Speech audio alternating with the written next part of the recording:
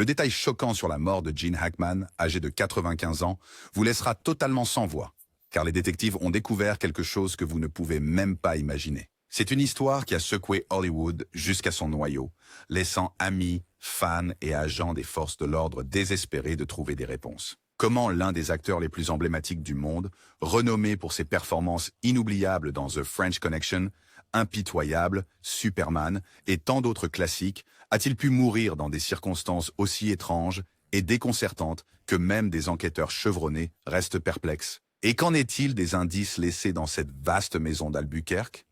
Bien que les autorités n'aient pas encore confirmé de nombreux détails clés, une tapisserie d'indices, de rumeurs et de demi-vérités a déjà commencé à se répandre largement. Des pilules prescrites éparpillées à la survie inexplicable de 2 chiens, tandis qu'un 3e gisait mort, chaque nouvelle information semble approfondir le mystère plutôt que de le résoudre.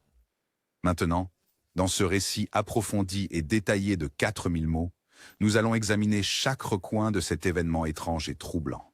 Nous examinerons comment la vie légendaire de Gene Hackman l'a mené ici, les derniers jours avant sa mort, les preuves médicales en cours d'analyse, la possibilité d'un acte criminel ou d'un accident tragique, et le tourbillon de théories proposées par les experts et les détectives amateurs.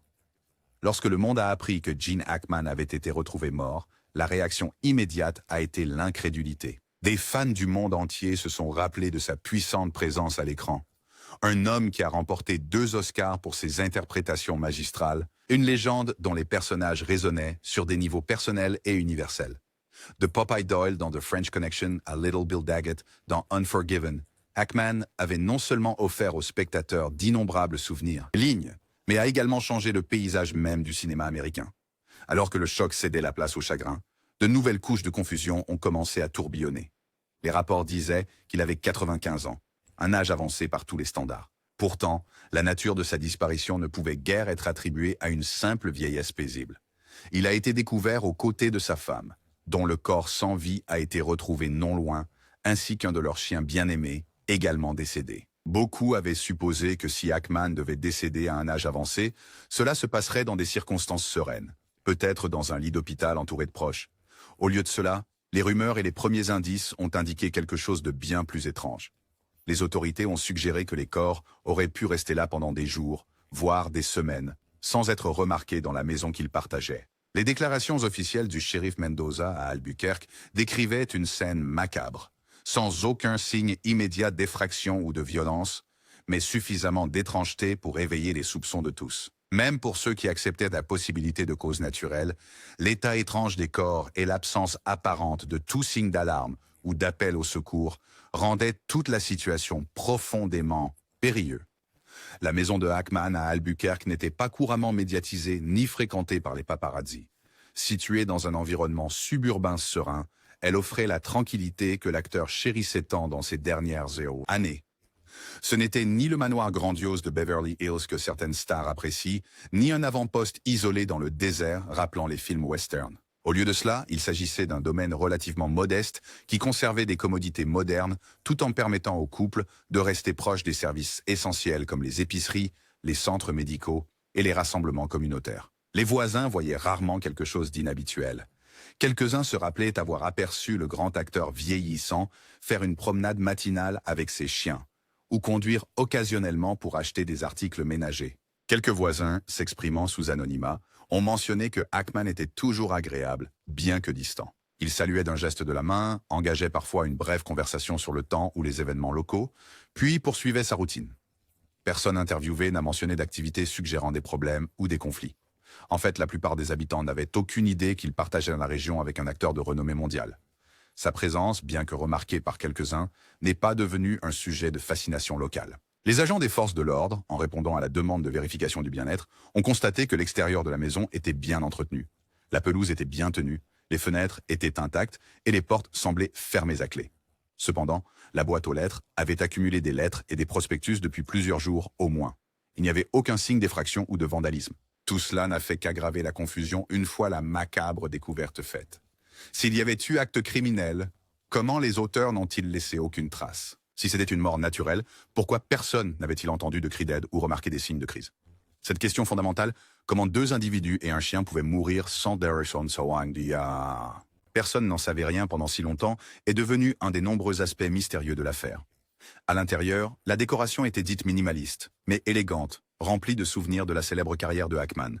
Des affiches, des scripts et des récompenses tapissaient probablement les murs et les étagères, témoignant de décennies de triomphes cinématographiques.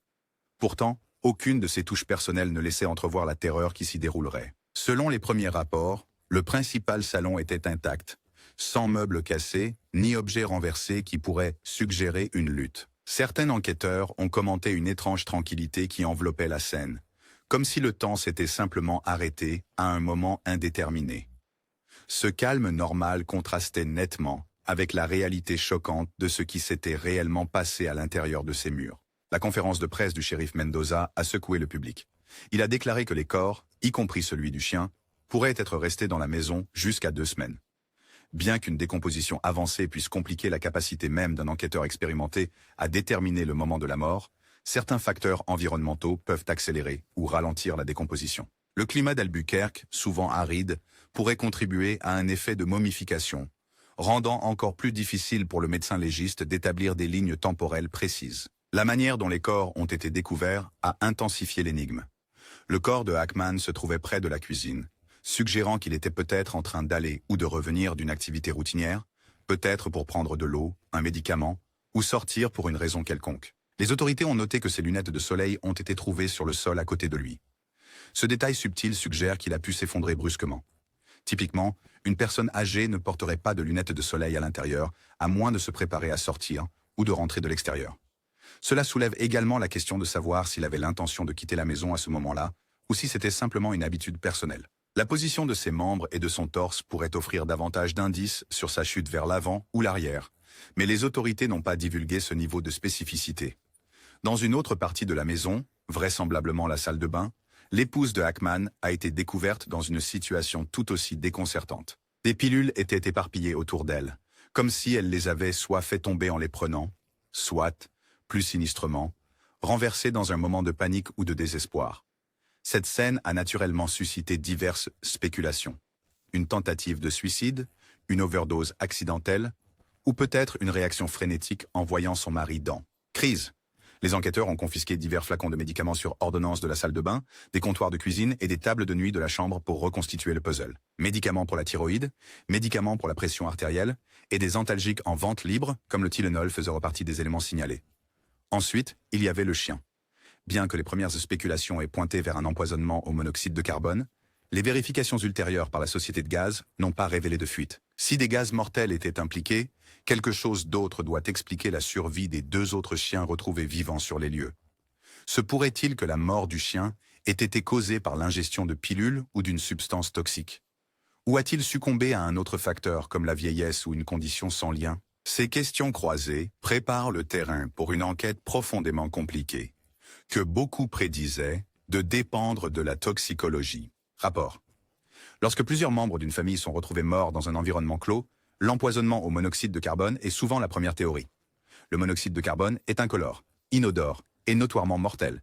Il tue des centaines de personnes chaque année aux États-Unis, souvent en raison de systèmes de chauffage défectueux ou de ventilation obstruée. Si un dysfonctionnement connu ou suspecté dans la maison de Hackman avait été signalé à la lumière, le monoxyde de carbone serait un suspect principal. Pourtant, les enquêteurs de la société locale de gaz ont rapidement déclaré qu'ils n'avaient trouvé aucune anomalie ou fuite qui produirait un tel gaz en quantité dangereuse. Même dans ce cas, ces enquêtes peuvent être délicates. Une porte ou une fenêtre entrouverte plus tard, ou une réparation partielle de la ventilation, pourrait avoir empêché la concentration mortelle de persister au moment où les autorités sont arrivées. Pourtant, la situation des chiens jette le doute sur ce scénario. En général, si une forte concentration de monoxyde de carbone tue une personne dans une maison, il est probable qu'elle tue d'autres personnes qui se trouvent dans le même espace clos. Le fait que 2 chiens aient été trouvés vivants a affaibli la probabilité que le monoxyde de carbone soit le coupable. En outre, les preuves concernant les positions des corps ne correspondaient pas fortement à un scénario d'empoisonnement lent et cumulatif.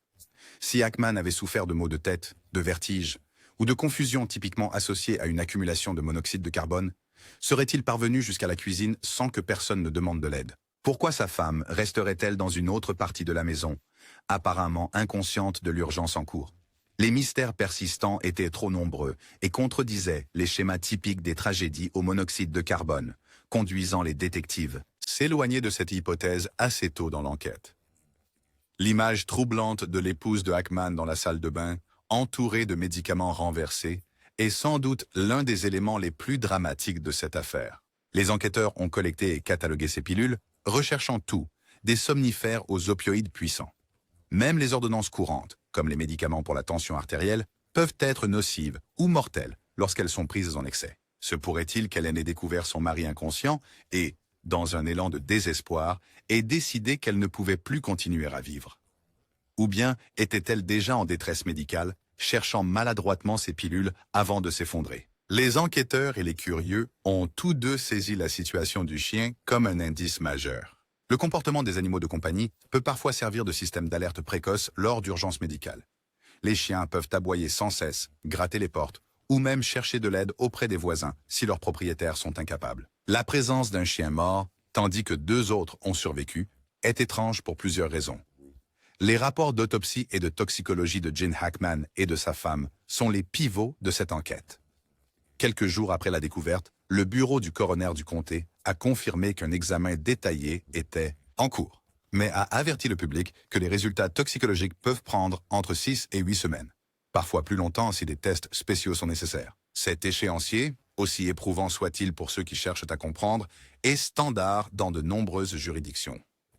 La complexité d'analyser le corps d'une personne âgée, potentiellement remplie de médicaments prescrits et de maladies liées à l'âge, peut compliquer davantage les choses. Une autopsie pourrait révéler si Hackman a subi un accident vasculaire cérébral massif, une crise cardiaque ou hémorragie.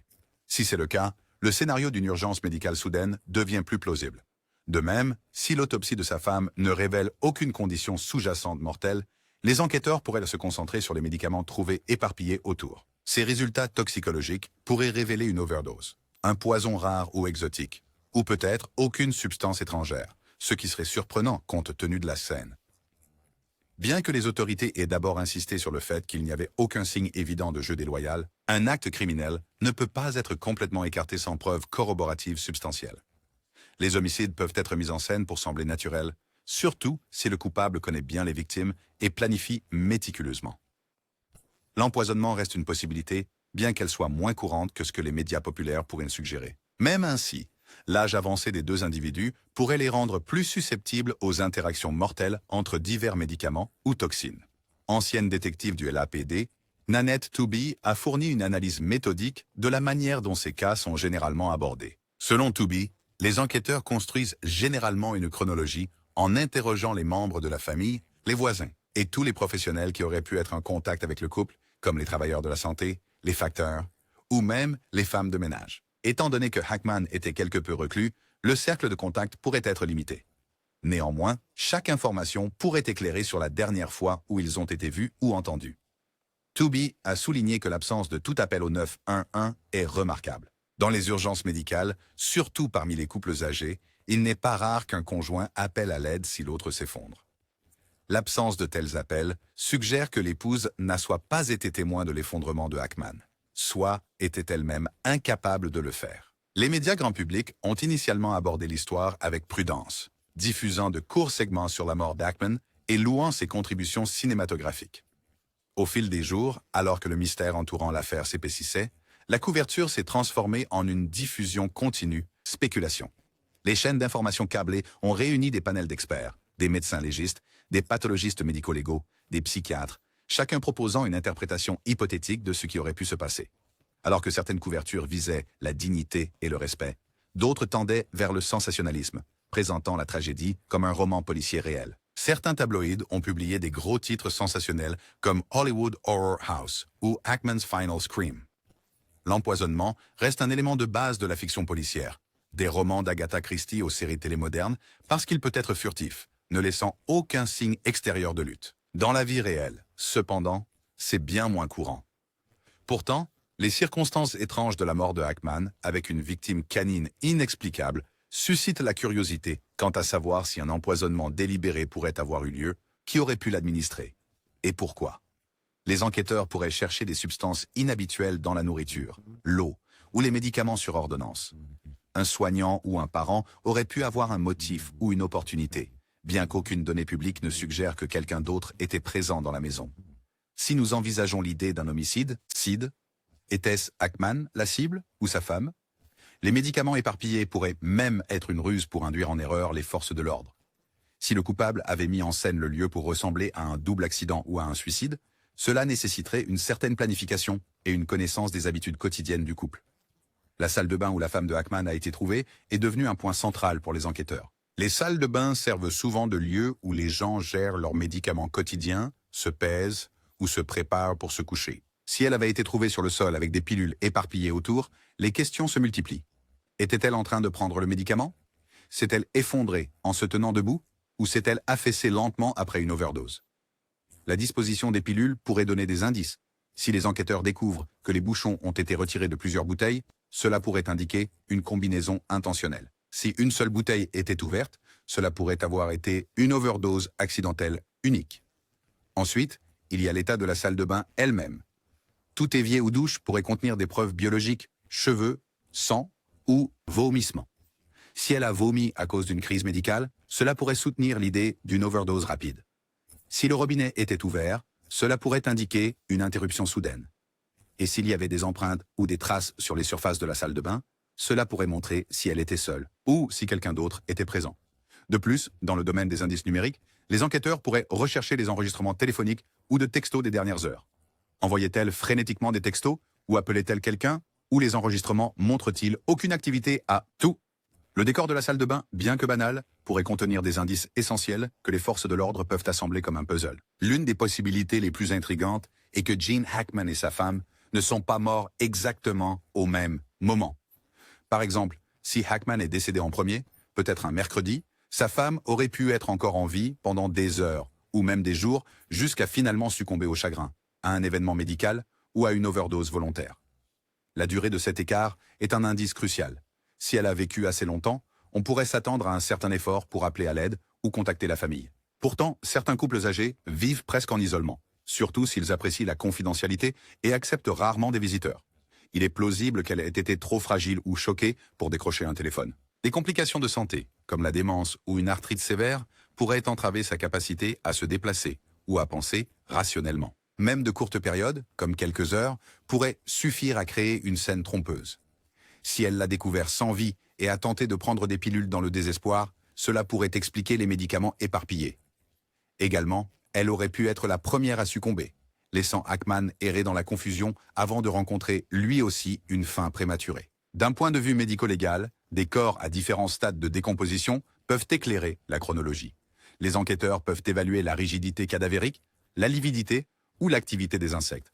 Cependant, la momification signalée suggère un environnement sec qui complique les marqueurs médico-légaux conventionnels. Cette sécheresse pourrait préserver les tissus de manière à masquer ou déformer les signes usuels de la chronologie. Par conséquent, les enquêteurs dépendent fortement des données externes. Journaux d'utilisation du téléphone, activité des cartes de crédit, collecte du courrier, et plus encore. Sur Twitter, certains comptes prétendent que des sources internes révèlent que des substances interdites ont été trouvées.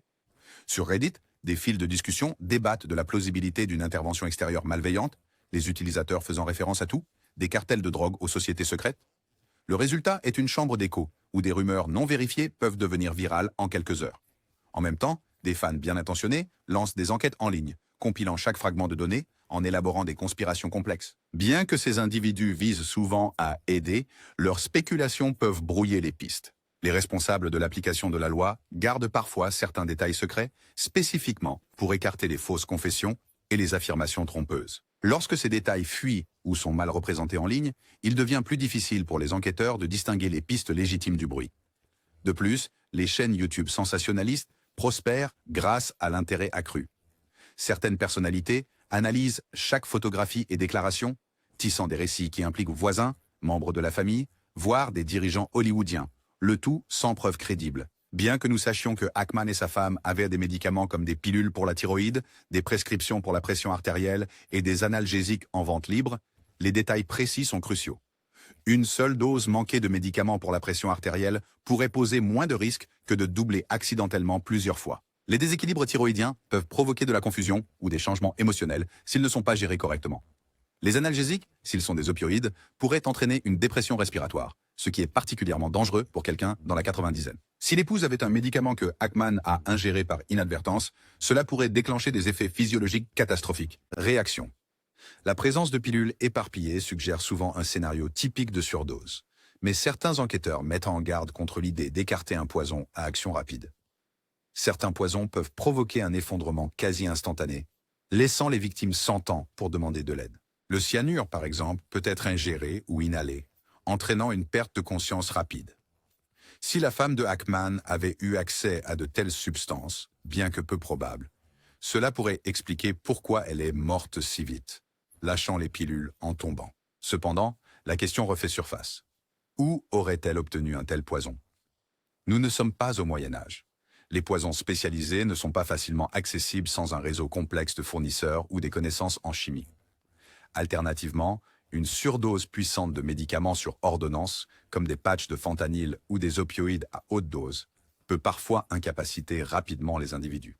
Les enquêteurs examineront les comptes de comprimés restants, mesureront les résidus de drogue dans le sang et passeront en revue les registres de médicaments des pharmacies locales pour voir si quelque chose ne concorde pas. Si une toxine est impliquée, la mort du chien pourrait également être liée. Peut-être que le pauvre animal l'a ingéré ou inhalé par inadvertance. Mais encore une fois, la survie des 2 autres chiens complique de telles théories. Le puzzle demeure incomplet sans les résultats finaux des analyses de laboratoire, qui indiqueraient de manière définitive la présence ou l'absence de poisons exotiques. Une enquête criminelle approfondie s'étend au-delà de la découverte immédiate du défunt. Les techniciens auraient dépoussiéré des surfaces comme les poignées de porte, les comptoirs ou les flacons de médicaments pour relever les empreintes digitales latentes. Ils pourraient également recueillir des indices, fibres, cheveux ou résidus qui ne correspondent pas aux victimes ou aux chiens. Si quelqu'un d'autre était présent, il aurait pu laisser des empreintes de pas, des empreintes de mains partielles ou de l'ADN sur un verre d'eau. Les journaux du système de sécurité domestique, s'il existait, seraient examinés pour voir si des portes se sont ouvertes à des heures inhabituelles. Les forces de l'ordre vérifient généralement aussi la propriété environnante, les garages, les cabanons, les véhicules pour détecter des signes d'altération. Si un intrus caché a orchestré cette tragédie, il pourrait avoir laissé un indice derrière lui. Sinon, la recherche pourrait confirmer que personne d'autre n'est entré ou sorti des lieux. Ces preuves physiques ou leur absence orientent l'enquête vers ou loin d'un acte criminel.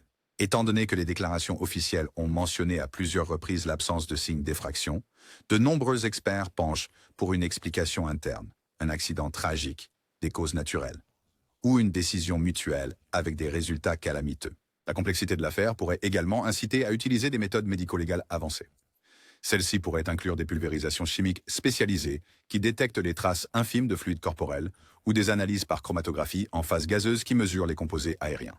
Bien que certaines de ces techniques soient plus courantes dans les affaires de meurtre très médiatisées, la célébrité de Gene Hackman pourrait bien inciter les autorités d'enquête à déployer tous les moyens disponibles pour s'assurer qu'aucune piste n'est négligée. Il n'est pas sans précédent que des couples âgés meurent dans des circonstances mystérieuses. Les experts en application de la loi font parfois référence à des affaires plus anciennes pour en tirer des enseignements. Par exemple, il y a eu des cas où des couples ont conclu des pactes pour mettre fin à leur vie ensemble, laissant derrière eux une note citant une santé défaillante ou une ruine financière. Dans d'autres situations, un conjoint a subi un événement fatal et l'autre a essayé en vain d'aider, expirant de stress ou d'un problème médical secondaire. D'autres exemples pointent vers des fuites de monoxyde de carbone ou des dysfonctionnements électriques qui ont affecté les 2 individus simultanément. De tels cas comparatifs mettent en lumière la variété des résultats. Dans de nombreux cas, la présence d'une note ou l'agencement d'objets clarifie l'intention du couple. Cependant, ce n'est pas toujours le cas. Certaines personnes sont très discrètes, ne laissant aucune preuve claire d'impact. Alternativement, une coïncidence médicale, comme le fait que les 2 souffrent d'une maladie cardiaque avancée, pourrait entraîner un décès séquentiel mais presque simultané.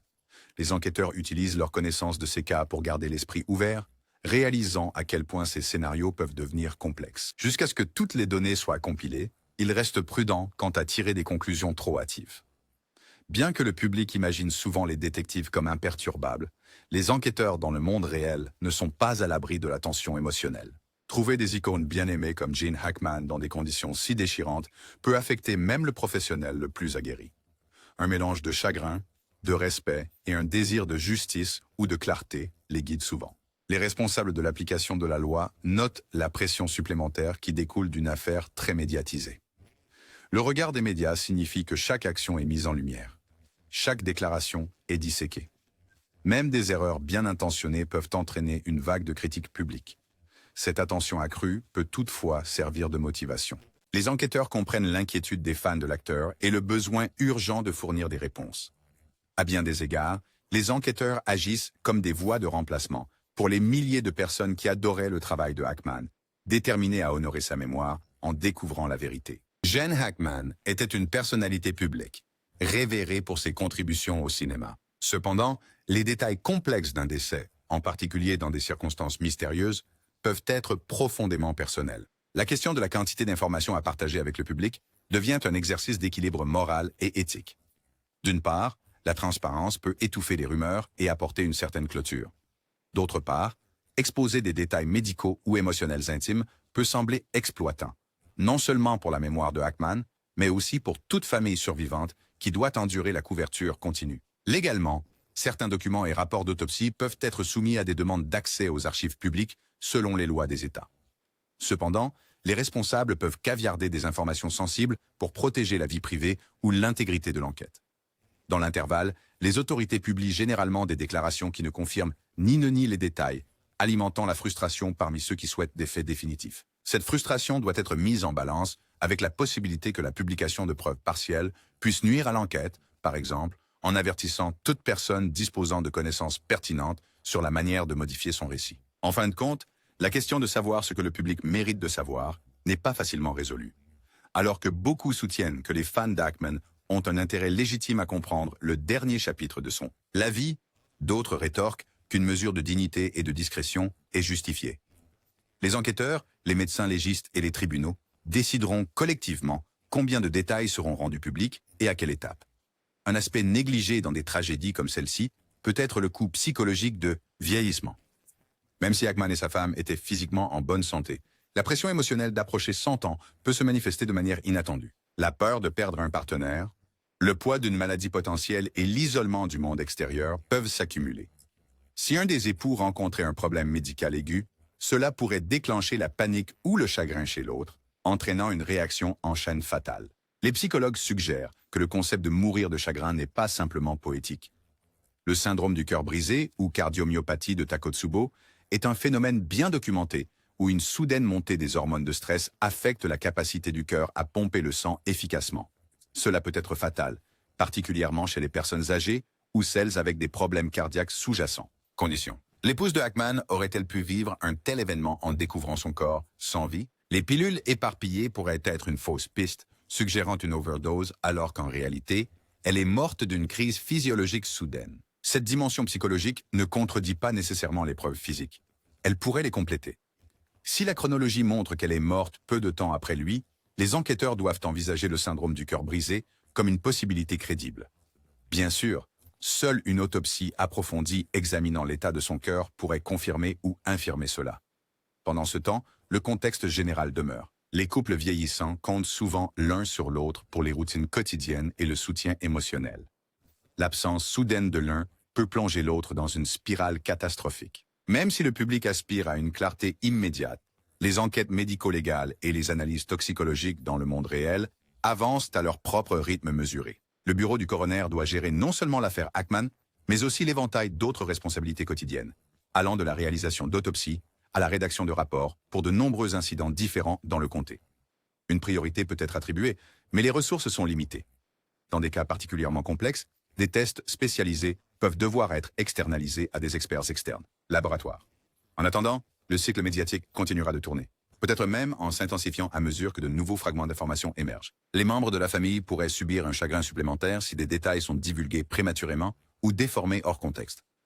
Les experts à la télé pourraient devenir plus audacieux dans leurs spéculations, alimentant encore plus de théories.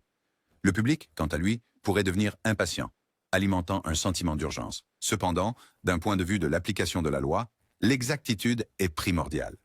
Si une déclaration officielle émerge que c'était purement une tragédie médicale, ils voudraient s'assurer qu'ils n'ont pas négligé un acte malveillant caché. Inversement, si les preuves indiquent quelque chose de plus sinistre, ils auraient besoin d'un dossier en béton, surtout compte tenu de la nature médiatique des victimes.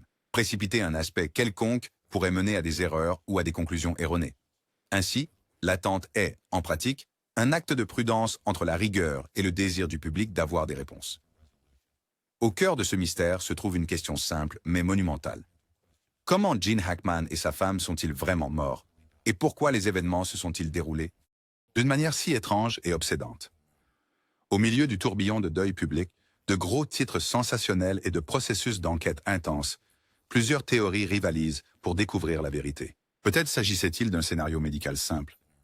Hackman s'est effondré, et sa femme, incapable de faire face ou d'appeler à l'aide, l'a suivi dans la mort. Peut-être qu'une confluence toxique de médicaments les a tous deux dépassés. Ou peut-être qu'un facteur encore invisible rôde en arrière-plan. Bien que le casse-tête puisse sembler insurmontable, la médecine légale moderne peut révéler des informations étonnamment détaillées. Les résultats de l'autopsie clarifieront si le cœur ou le cerveau de Hackman a flanché. Les analyses toxicologiques peuvent révéler si l'épouse a fait une overdose ou si quelque chose de plus exotique était en jeu. L'autopsie du chien, si elle est effectuée, peut mettre en lumière la présence de toxines ingérées. Les journaux d'appel, les témoignages des voisins et les images des caméras de sécurité peuvent affiner la chronologie. Pour l'instant, la meilleure option est une patience solennelle. Les tabloïds et les colporteurs de rumeurs feront leur cycle, énonçant des théories allant du banal au fantastique. Les proches en deuil, amis et fans, attendent des annonces officielles, cherchant à trouver un apaisement face au chagrin. À la fin, l'histoire pourrait s'avérer plus simple que ne le suggèrent les spéculations effrénées, ou cela pourrait se transformer en une révélation encore plus étonnante. Indépendamment du résultat, l'héritage de Gene Hackman dans le cinéma reste inattaquable, un ensemble d'œuvres qui a marqué une époque et touché d'innombrables fans. Bien que son dernier chapitre soit obscurci par le mystère, l'impact de sa carrière perdure, alimentant une volonté collective de découvrir la vérité sur ses derniers jours. Jusqu'à ce que ces faits soient confirmés, tout ce que nous pouvons faire est de contempler les innombrables possibilités et de reconnaître la nature fragile de la vie. Comment même une légende du cinéma peut quitter ce monde de manière à la fois déroutante et poignante. Le détail choquant concernant la mort de Gene Hackman, âgé de 95 ans, nous laissera effectivement sans voix jusqu'à ce que l'histoire entière émerge de l'enquête en cours. Que ce soit une simple tragédie liée à la vieillesse, un terrible accident ou une énigme de plus grande complexité, le monde continuera à observer, attendre et réfléchir à la manière dont une figure si aimée a rencontré une fin si incertaine. Et dans cette attente collective réside le dernier témoignage de l'impact de Hackman sur notre paysage culturel, garantissant que même dans la mort, son histoire reste aussi captivante que l'un de ses plus grands rôles cinématographiques.